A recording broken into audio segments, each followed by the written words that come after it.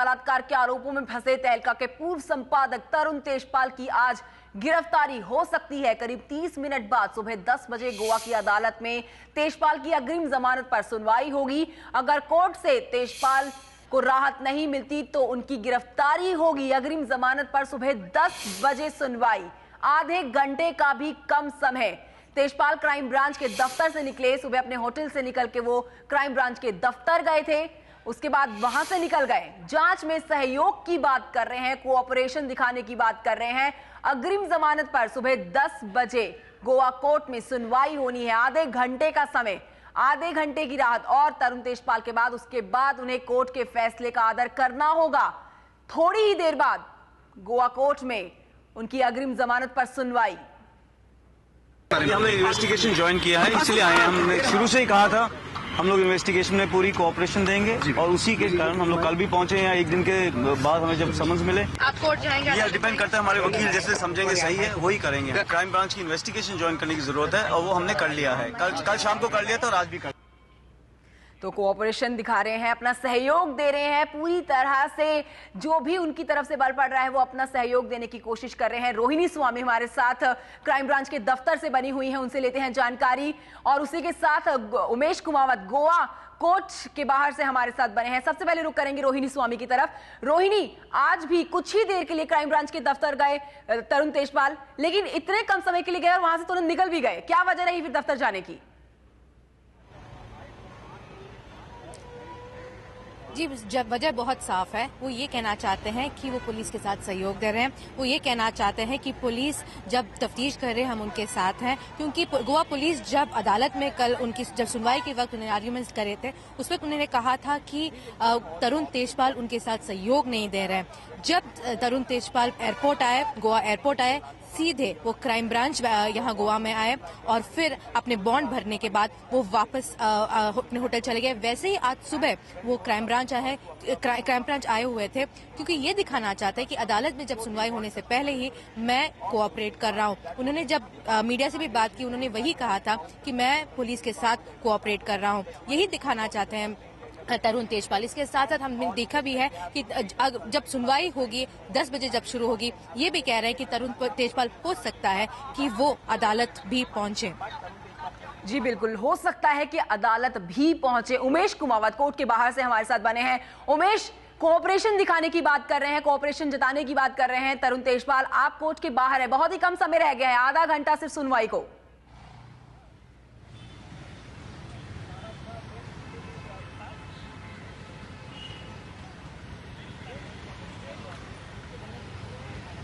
जी हाँ, आधे घंटे बाद यहाँ पे कंचन कुछ और मैटर आएंगे। उसके बाद तरुण तेजपाल की जो जमानत याचिका है उस पर सुनवाई होगी। लेकिन कंचन, ये देखिए कानूनी लड़ाई है, ये पुलिस और तेजपाल के बीच की कानूनी लड़ाई है। जैसे अभी तरुण तेजपाल इसीलिए क्राइम ब्रांच गए थे क्योंकि वो दिखाना चाहते हैं कि मैं सहयोग करने के लिए तैयार हूँ। उनके वकील लगातार, क्योंकि उनकी अग्रिम जमानत याचिका पर जो सुनवाई है उसमें लगातार ये बात कह रहे हैं कि हम क्राइम ब्रांच के प्रोब को ज्वाइन कर रहे हैं। कल इसलिए गए थे, आज सुबह भी इसलिए गए। लेकिन देखिए दूसरी तरफ पुलिस, देखिए पुलिस उनको कोई सवाल नहीं पूछ रही है, उनका कोई इंट्रोगेशन नहीं कर रही है। क्योंकि अगर उनसे सवाल जवाब होता, आज सुबह भी अगर वो गए हैं तो पुलिस ने उनसे कोई सवाल जवाब नहीं किया। जैसे हमने सुबह पहले भी बताया था कि पुलिस उनसे कोई पूछताछ नहीं कर रही है। अगर सुबह भी सवाल जवाब होता तो उनके वकील अग्रिम जमानत याचिका पे सुनवाई करते वक्त ये पक्ष ले सकते थे कि उनका इंट्रोगेशन चल रहा है, तो ऐसे में कस्टोडियल इंट्रोगेशन की क्या जरूरत है, उनकी गिरफ्तारी की क्या जरूरत है, हमको अग्रिम जमानत याचिका दी जाए। लेकिन दूसरी तरफ पुलिस, देखिए पुलिस भी इसमें ये बोल रही है कि उनको रिलीफ मिली हुई है, इसलिए हम कोई पूछताछ नहीं कर रहे हैं। फिलहाल पुलिस कोर्ट का क्या जजमेंट देती है इस मामले में उनकी अग्रिम जमानत याचिका पर, ये देख रही है और उसके बाद ही जो है उनसे इस मामले में पूछताछ होगी। तो इस वक्त जो है गोवा पुलिस और तरुण तेजपाल के बीच एक तरह से माइंड गेम चल रहा है और सब कुछ अब निर्भर है कोर्ट के इस फैसले पर। जब कोर्ट शुरू होगी, सुनवाई शुरू होगी, जैसे उनके वकीलों ने कल दलील रखी थी कि यहाँ क्राइम ब्रांच में सुबह 9 बजे से शाम के 5 बजे तक रहेंगे। अगर 2 हफ्ता उनको हाजिरी देनी है तो 2 हफ्ता रहेंगे, गोवा में 2 हफ्ते रहेंगे, आगे बैंगलोर कोर्ट जहां बोलेगी वहां रहेंगे, मुंबई में रहेंगे, बैंगलोर में रहेंगे, कहीं पे भी रहेंगे। यानी कि एक तरह से कोऑपरेशन दिखाने की कोशिश है और उसी के तहत वो आज सुबह क्राइम ब्रांच गए थे, लेकिन पुलिस ने आज भी उनसे कोई पूछताछ नहीं की, इसलिए वो जल्द वहाँ से निकल गए। कल भी उनसे कोई पूछताछ नहीं की थी। अब सब कुछ दारोमदार उनको जो राहत मिलनी है वो केवल कोर्ट के फैसले पर डिपेंड है, और कोर्ट में 10 बजे के बाद उनकी जमानत याचिका पर सुनवाई होगी।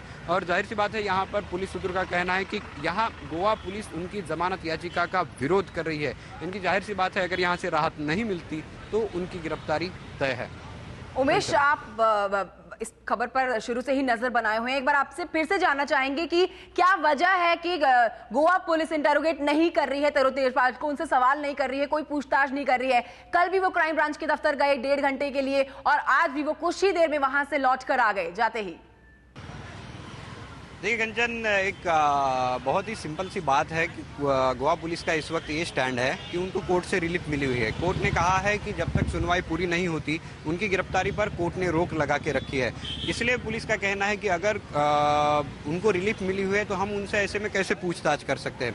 और दूसरी तरफ पुलिस को ये लगता है, और जाहिर सी बात है दोनों के बीच की कानूनी लड़ाई भी है, पुलिस को ये लगता है कि अगर कल जब वो गए थे 7:30 बजे के आसपास, 9 बजे तक रुके, केवल पुलिस ने उनसे बॉन्ड भरवा लिया 20,000 रुपए का।